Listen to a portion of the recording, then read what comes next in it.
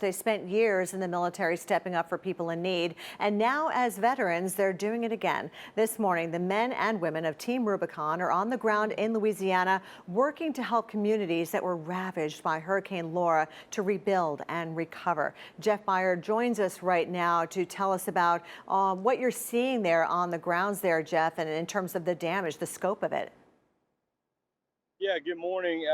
So what we're seeing is a lot of debris on the ground, a lot of power. Power's obviously out, water is out, and just about every roof that we've seen, both business and home, is affected, either totally gone or very, very much impacted by the storm. A lot of roof damage and a lot of debris on the ground, no power and no water. I mean, where do you even begin, right? So what's on the agenda for today? What kinds of services is Team Rubicon providing the people of Louisiana? Right. So we've got a couple of things going. Yesterday, we really started our route clearance where we were working in conjunction with the parish, Calcasieu Parish, clearing roads. We've got volunteers that has skill sets in chainsaws and heavy equipment.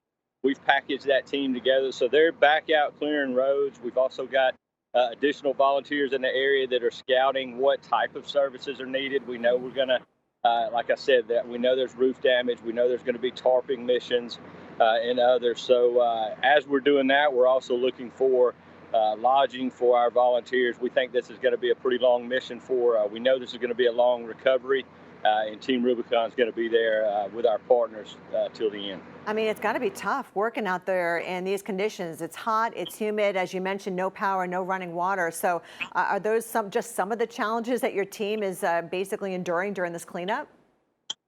It's challenges, but what we look at is we're here to help. So our worst day is not the worst day that the citizens here have seen. So we're here to help them. As you said, Team Rubicon, we're made up of a lot of veterans.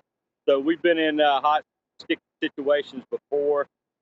We just want to do what we can to help. So our comfort is secondary to helping those that have been impacted by the storm.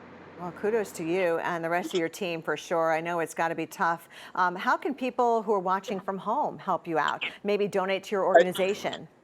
Yeah, you can go to our website. You can text, and the number, I apologize, I believe it's 2222 to Rubicon. But go to our website, teamrubiconusa.org, and it'll show you every way to help. And help is both monetary and help is volunteers. We need both to do what we do. Should people just show up down there, you think?